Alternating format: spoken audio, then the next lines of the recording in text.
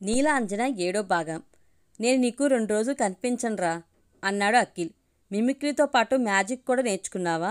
కనిపించను అంటున్నావు అడిగాడు నీలం. మా పొలం అమ్మేస్తున్నాం. నేను వెళ్ళి సంతకాలు పెట్టాలి. దానికి 2 రోజులు ఎందుకు? మా పొలం రాజమండ్రి దగ్గరలో ఉంది. అది అమ్మేస్తున్నాం. వెరీ గుడ్, వెళ్ళిరా. ఈలోగా నేను చెలిమి లేదు చెలియా లేదు అనే పాట ప్రాక్టీస్ చేస్తాను. అబ్బా, మరీ అంత బాధపడుకురా. లేకపోతే ఏమిటి? సంజనాని వెతకరా అంటే నువ్వు ఊరికి పోతున్నావా? నా అనుమానం నా బాధ భరించలేకే ఊరికి పోతున్నావని. చ, అదేం లేదు. కావాలంటే మా నాన్నని అడుగు. ఓ, మీరిద్దరు కలిసే వెళ్తున్నారా? మరి మీ షాప్ ఎవరు చూస్తారు? అమ్మ చూసుకుంటుంది. ఏమిటాంటీ, పొద్దునే గార్డెనింగ్ మొదలుపెట్టారు? చూడు, వర్షాలు లేకపోయినా ఎలా గడ్డి మొలుస్తుందో. 4 రోజుల నుంచి తీయాలనుకుని ఎప్పటికప్పుడు బద్దకిస్తున్నాను. ఇక్కడ పనివాళ్ళు దొరకరా?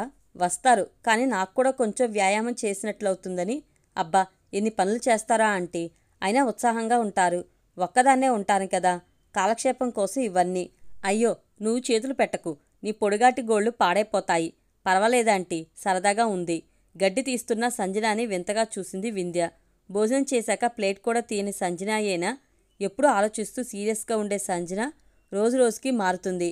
ఇలా కూతుర్ని చూస్తే భార్గవి ఆశ్చర్యపోతుందేమో. బోర్న్విటా తాగావా? లేదా ఆంటీ, వెళ్ళి తాగిరా. ఇదంతా అయ్యాక వెళ్తాను. చెప్తే వినవు కదా.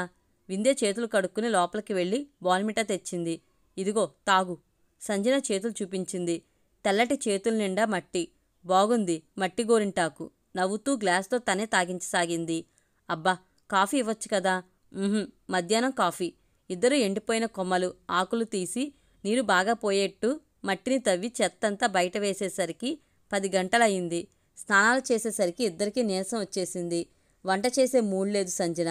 ఏదైనా హోటల్కి పోదాం. ఈ ఊళ్ళో హోటల్స్ బాగుంటాయా? ఇక్కడ కాదు, రాజమండ్రి వెళ్దాం. ఏదైనా సినిమా కూడా చూద్దాం.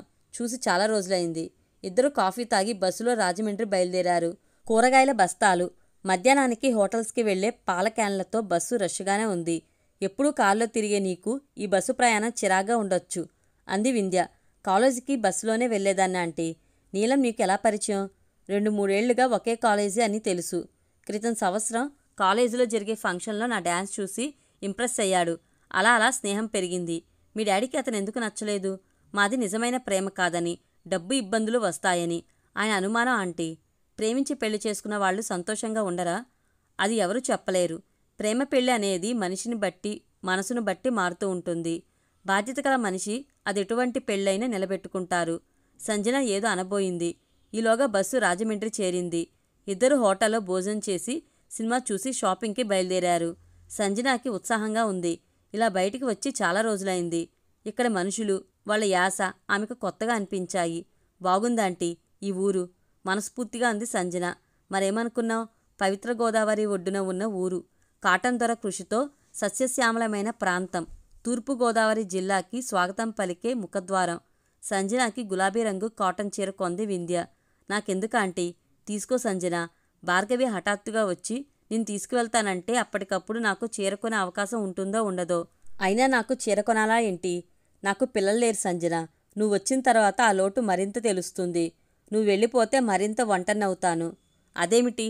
అవును, ఉన్నన్ని రోజులు మనకి ఎవరి విలువ తెలియదు. తీరా వాళ్ళు వెళ్ళిపోయాక వాళ్లతో మరింత బాగా గడపలేదా అనుకుంటే ఏం ప్రయోజనం? రోజు ఒక్కదాన్నే వంట చేసుకుని తినాలంటే విసుగ్గా ఉంటుంది. సరదాగా ఏదైనా హోటల్కి వెళ్దామంటే ఎవరున్నారు? నేను తీసుకువెళ్లేవాళ్ళు, నన్ను తీసుకువెళ్లేవాళ్ళు. మీకెవరు స్నేహితులు లేరా? గట్టిగా అడిగితే లేరనే చెప్పాలి. పైగా నాతో సినిమాలకు, హోటల్స్కి రావాలంటే వాళ్ళ ఇంట్లో వాళ్ళు కూడా ఒప్పుకోవాలి. ఒంటరిగా వెళ్దామంటే నన్ను అందరూ వింతగా చూస్తారేమో అనిపిస్తుంది. 1 నిమిషం ఆగి మళ్ళీ అంది. అంతేకాదు, అలా వెళ్ళాలంటే నాలో నేనే ఏదో ఇబ్బందిగా ఫీల్ అవుతాను. ఇంతగా ఎదుటివారి గురించి ఆలోచిస్తారా ఆంటీ? మర్చిపోయావా? నేను రచయిత్రిని. రచనలు చేయడానికి మొదటి అర్హత బాగా చదవడం అయితే, రెండో అర్హత పరిశీలన. నేను ఇలా అంటున్నానని ఏమీ అనుకోకు సంజన. మీ తరం వాళ్ళకి వ్యక్తి ముఖ్యం. మా తరం వాళ్ళకి కుటుంబం, మనుషులు, మనసులు ముఖ్యం. నేను ఇలా అంటున్నానని ఏమీ అనుకోకండా ఆంటీ. మనసే ముఖ్యమైతే ఎంతో ప్రేమించిన అంకుల్ మీ గురించి ఎందుకు ఆలోచించలేదు? ఇలాంటి పెళ్లిళ్లలో ఒకరు త్యాగం చేయాలి, ఒకరే సర్దుకుపోవాలని అనుకుంటారు. ముఖ్యంగా ఆడవాళ్లే సర్దుకుపోవాలని అత్తవారింటి ఆలోచన. పైగా నాకు మా ఫ్యామిలీ సపోర్ట్ కూడా లేదు. మా అన్నలకి, అక్కకి నీ వయసున్న ఆడపిల్లలు ఉన్నారు. వాళ్ళని తీసుకువచ్చి ఇలాగే అవి ఇవి కొనాలనిపిస్తుంది. కానీ నేను వాళ్ళనేదో చెడగొడతానన్నట్టు పంపించడు నా దగ్గరకు. ఇద్దరూ కాసేపటిదాకా మాట్లాడుకోలేదు. మాటల్లోనే బస్టాండ్కి వచ్చేశాం. ఊరు చూస్తానంటూ రిక్షా అయినా ఎక్కలేదు. ఎండలో నడిచి మొహం వాడిపోయింది. పద, కాస్త కూల్ డ్రింక్ అయినా తాగుదుగాని. బస్టాండ్ రష్గానే ఉంది. సంజన, కూలింగ్ షాపు ఇటు అంది వింధ్య. తండ్రి పక్కనే నిలబడి బస్ టికెట్టు నెంబర్ చూసుకుంటున్న అఖిల్ ఆ పిలుపు విని ఇటు తిరిగాడు. సంజన ఎవరో అర్థం కాలేదు. మెరూన్ కలర్ చుడీదార్ వేసుకున్న అమ్మాయి ఇటు తిరిగితే బాగుండనుకున్నాడు. ఆమెను ఎప్పుడూ చూడలేదు. గుర్తుపట్టడం ఎలా అనుకున్నాడు. ఇంతలో అఖిల్ తండ్రి సెల్ ఫోన్ మోగింది. అట్నుంచి తల్లి, బయలుదేరారా లేదా అంటూ. తండ్రి కాస్త దూరంగా పోయి మాట్లాడుతున్నాడు. అప్పుడు ఓ ఆలోచన వచ్చింది అఖిల్కి. తన సెల్ ఫోన్తో ఈ అమ్మాయిని ఫోటో తీస్తే అది పద్ధతి కాదు.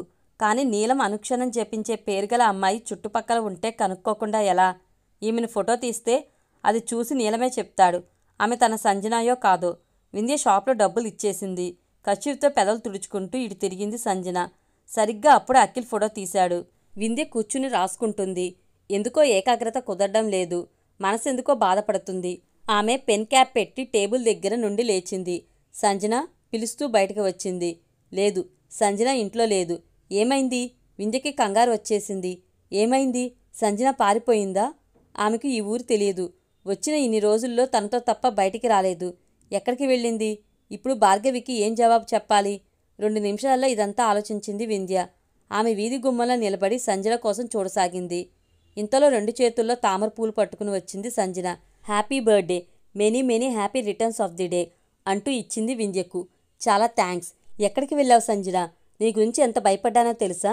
ఎందుకంటీ? నీకిక్కడ ఏం తెలుసు? ఇన్నాళ్ళు కాలు బయట పెట్టని దానివి. మీకు బర్త్డే విషెస్ చెప్పాలని ఆశ. వెరైటీగా ఉంటుందని చెరువులో తామరపూలు తెచ్చాను. చెరువులోకి వెళ్ళావా? కాలు జారితే, బురదలో కూరుకుపోతే? వింధ్యకి చెప్పలేని భయం వేసింది. తగిన జాగ్రత్త లేకుండా చేస్తానా ఆంటీ? ఇక్కడ గేదెలు కాసే కుర్రవాళ్ళున్నారు. వాళ్ళని కోసి ఇవ్వమన్నాను. చూసారా, నా కాళ్ళకి బురద లేదు. వింధ్య నవ్వింది. అయినా నా బర్త్డే అని నీకెవరు చెప్పారు? పొద్దునే అమ్మ ఫోన్ చేసింది. మీరు నిద్రపోవడమే రాత్రి 2 గంటలు దాటి ఉంటుంది. మిమ్మల్ని నిద్ర లేపడం ఇష్టం లేక ఆ శుభాకాంక్షలు నేనే స్వీకరించాను. ఈ తామర పూలతో అందచేశాను. అబ్బా, చూసారా, మీతో ఉంటే నాకు కవిత్వం వస్తుంది. భార్గవికి నేను ఫోన్ చేస్తాను. తను మాట్లాడాక ఫోన్ సంజనాకి ఇచ్చింది వింధ్య. కుశల ప్రశ్నలు అయ్యాక ఫోన్ అత్తగారికి ఇచ్చింది భార్గవి. నా కోసం ఎవరైనా వచ్చారా? అడిగింది సంజన. ఆ ప్రశ్న తల్లిని అడిగే ధైర్యం లేదు. ఇంటికి ఎవరూ రాలేదు. ఎవరో శ్రీలక్ష్మట నీ గురించి ఫోన్ చేసింది చెప్పిందావిడ. సంజన ఫోన్ పెట్టేసి ఆలోచించసాగింది. శ్రీలక్ష్మి, ఈ పేరు గల ఫ్రెండ్స్ ఎవరూ తనకు లేరు. నీలం పేర్లో శ్రీ ఉంది గాని అతని గొంతు ఆడపిల్ల గొంతులాగా ఎందుకు ఉంటుంది? తన పుట్టినరోజును అతిథి కోసం సెలబ్రేట్ చేసుకోవాలి కాబట్టి వింధ్య పాయసం చేసింది. డైనింగ్ టేబుల్ మీద ఫ్లవర్ వాజ్ పెట్టి అందులో నీళ్లు పోసి టేబుల్ సాల్ట్ వేసి తామర పూలు పెట్టింది. టేబుల్ సాల్ట్ వేశారేమిటా ఆంటీ? అలా వేస్తే పువ్వులు తొందరగా వాడిపోవు. కొత్త చీర కట్టుకోలేదేమా ఆంటీ? అటువంటి సరదాలు ఉండడానికి నేనేమైనా చిన్నపిల్లనా? బర్త్డే ఏ వయసు వారైనా చేసుకోవాలి. మీరు కొత్త చీర కొనుక్కోలేదు. మొన్న నా కోసం కొన్న చీర మీరు కట్టుకోండి. కావాలంటే నాకు మళ్ళీ కొనవచ్చు. చాలా రోజులైంది ఇలాంటి పండగలు చేసుకుని. నీ కోసం కొన్న చీర నువ్వే కట్టుకోవాలి. ఎప్పుడూ నవ్వుతూ ప్రశాంతంగా ఉండే ఆంటీ ముఖం సీరియస్గా బాధగా ఉంది. ఆమెను అడగాలంటే మొహమాటంగా ఉంది. ఆమె లోటు అర్థం అవుతూనే ఉంది. అందరూ ఉండి ఎవరూ లేనట్టుగా ఒంటరి జీవితం ఎంత బాధాకరం. తన పుట్టినరోజు గుర్తుకు వచ్చింది సంజనాకు. అర్ధరాత్రి ఫోన్లు వచ్చేవి ఫ్రెండ్స్ నుంచి కొన్నాళ్ళు. ఈ మధ్య అది కాకుండా తల్లితో ముందే చెప్పి రహస్యంగా ఇంట్లో దాక్కుని అర్ధరాత్రి సరిగ్గా 12 గంటలకు బర్త్డే విషయం చెప్పడం. అప్పుడు కేక్ కోయడం. కబుర్లు చెప్పుకుని 3 గంటలకు నిద్రపోయి పొద్దున్న 11 గంటలకు లేచేవారు. వెళ్తే అందరూ హోటల్లో లంచ్, తర్వాత సినిమా, లేదంటే ఏ పార్క్ అయినా పిక్నిక్ లాగా వెళ్ళడం. పుట్టినరోజంటే తన డ్రెస్తో కలిపి 15-20 వేలు ఖర్చు అవుతుంది. దాదాపు తన ఫ్రెండ్స్ అందరి పుట్టినరోజులు ఇలాగే జరుగుతాయి. ఇంతలో ల్యాండ్ ఫోన్ మోగింది. అట్నుంచి వింధ్య తల్లి. ఆమెతో కాసేపు మాట్లాడి ఫోన్ పెట్టేసింది వింధ్య. ఈరోజు మీ అమ్మగారిని కలవలేకపోయారా ఆంటీ? నిజానికి వెళ్ళి అమ్మ ఆశీస్సులు తీసుకోవాలి. వెళ్తే ఎవరైనా ఏమైనా అంటారు. నాకు బాధ, ఆవిడికి బాధ. అందుకే రేపు వెళ్తాను వీలైతే. భోజనాలు పూర్తయ్యాయి. వింధ్య ఏదో పుస్తకం చదువుతూనే కాసేపటికి నిద్రలోకి జారుకుంది. సంజన హాల్లోనే కూర్చుని వింధ్య చీర మీద వేసిన డిజైన్ కుట్టసాగింది. ఇంతకీ ఆంటీ చేసిన తప్పేమిటి? ప్రేమించి పెళ్లి చేసుకోవడమా? దొంగలకు నేరగాళ్లకు కొన్నాళ్ళు జైలు శిక్ష వేసి వదిలేస్తారే, అటువంటిది ఆంటీకి ఎందుకు ఈ యావజ్జీవ శిక్ష? ఆ అంకులు ఎవరో తెలిస్తే అడిగేది. ఇంత మంచి ఆంటీని ఎందుకు బాధ పెడతారని. అడిగేది తన ప్రేమే పెళ్లిగా మారుతుందో లేదో తెలియని తను ఇంకొకరికి సాయం చేయడమా? ఏం తప్పేముంది? వరదల్లో కొట్టుకుపోయేవాడిని వర్షంలో తడిసేవాడు రక్షించలేడా? అంకుల్ హైదరాబాదులో ఉంటాడని తెలుసు. ఎలా ఉంటాడు? అతని ఫోటో కోసం షోకేసులు, అలమారాలు కళ్ళతోనే వెతకసాగింది. చిన్న చిన్న బొమ్మలు, రోజువారీ పేపర్లు, గోడలకు దేవుళ్ళ ఫోటోలు, అవి కూడా 1-2 అంతే. సరే, అంకుల్ని చూస్తుంది. ఏం మాట్లాడాలి? ఇక్కడే తను నీలం సహాయం తీసుకోవాలి. ఆమెకు ఉత్సాహం వచ్చింది. సహజంగా ఆ వయసులో ఉండే ఉత్సాహం, ఏదో వెరైటీగా చేయాలనే తపన ఆమెను నిలవనీయడం లేదు. ఆలోచించగా ఒక కొస దొరికింది. ఆ కొసతో కోటను పట్టాలంటే కాస్త ఆగాలి. ఆ సాయంత్రం గుడికి బయలుదేరారు ఇద్దరు. మీకింకా దేవుడి మీద నమ్మకం ఉందా ఆంటీ? అడిగింది సంజన. ఎందుకు ఉండకూడదు? చిన్నదాన్ని, పెద్ద మాటలు మాట్లాడుతున్నానని అనుకోకండి. దేవుణ్ణి నమ్మి మీరు పొందిందేమిటి? మనుషులు ఏమైనా నాకు అన్యాయం చేశారేమో గాని దేవుడేం చేశాడు? మంచి కుటుంబంలో పుట్టాను. అవయవ లోపం లేదు. క్రమశిక్షణతో పెరిగాను. చదువుకుని ఉద్యోగం చేస్తున్నాను. అన్నింటినీ మించి నాకిష్టమైన రచనా వ్యాసంగం వదులుకోలేదు. చాలామంది నిర్భాగ్యుల కంటే నేను నయం కదూ. కానీ ఈ ఒంటరి జీవితం ఏం చేస్తాం? ఒక్కొక్కప్పుడు అనిపిస్తుంది నేను కొంచెం సహనంగా ఉండి సర్దుకుపోయుంటే బాగుండేదని. పోనీ ఇప్పుడు అంకుల్ దగ్గరికి వెళ్ళిపోతే నాకు ఆత్మాభిమానం అడ్డు వస్తుంది. పైగా ఆయన మరో పెళ్లి చేసుకుని ఉంటే. ఒక నిమిషం ఆగే అంది సంజన. ఆంటీ, నా గురించి అమ్మ చెప్పే ఉంటుంది. ఇప్పుడు నేనేం చెయ్యాలి? ఒకరి జీవితం గురించి ఇంకొకరు ఎలా సలహాలు ఇవ్వగలరు సంజన? అందులోనూ నాలాంటి వాళ్ళు. అతని తల్లిదండ్రులు విడాకులు తీసుకున్నారు కాబట్టి ఇతను భార్యను అలాగే విడిచిపెడతాడేమోనని మీ డాడీ భయం. మీకు ఈ విషయం అమ్మ చెప్పిందా? చెప్పింది. ఇక్కడ నువ్వు ఉన్న ఇన్ని రోజుల్లో అతను నువ్వెక్కడ ఉన్నది, ఎలా ఉన్నది ఏమీ పట్టించుకోలేదు. అసలు ఒప్పందమే మేము ఒకరి గురించి ఒకరిని తెలుసుకోకూడదని. ల్యాప్టాప్, కంప్యూటర్, సెల్ ఫోన్ ఇవేమీ లేకుండా నేను గడపాలి. ఇక్కడకు వచ్చాక నీలో కూడా అతని గురించిన ఆలోచనలు తగ్గాయేమో అనిపిస్తుంది.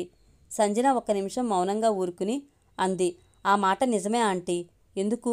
హైదరాబాద్లో ఉండగా నాకు వేరే ఆలోచనలేవీ లేవు.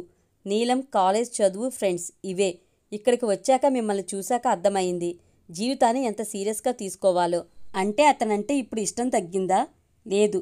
ఏ సాయంత్రమో కలుసుకోవడం, రిలీజ్ అయిన కొత్త సినిమాలు, లేటెస్ట్ సెల్ ఫోన్స్, బైకులు, వీటి గురించి మాట్లాడుకోవడం కాదు ప్రేమంటే అని అర్థమైంది. ఈ మాటలు అవసరమే. అయితే ఈ బంధాన్ని నిలబెట్టుకోవాలనే బాధ్యత ఇద్దరికీ ఉండాలి. మొన్న మీరు చెప్పినట్టు ఈ పెళ్లిళ్లలో ఒకరే త్యాగం చేయాలి, ఒకరే సర్దుకుపోవాలి. ఇన్నాళ్ళు ఇది నేను గమనించలేదు. అమ్మ చాలా వాటికి సర్దుకుపోతుంటుంది. మీ డాడీకి కోపం ఎక్కువ అనే విషయం నాకు తెలుసు. కానీ ఆయనకి కుటుంబం పట్ల బాధ్యత ఉంది. ఆ స్థాయిలో ఉంటూ కూడా ఏ చెడు అలవాట్లు లేవు అంది వింధ్య. తండ్రి గురించి మంచిగా మాట్లాడుతుంది వింధ్య. తండ్రికి మాత్రం ఆమె అంటే మంచి అభిప్రాయమే లేదనుకుంది సంజన. నిజమే ఆంటీ, మా డాడీకి కోపం ఎక్కువ, అరుస్తూ ఉంటారు. ఆయన అనే మాటలు అమ్మ ఎందుకు భరిస్తుందో అనిపిస్తుంది.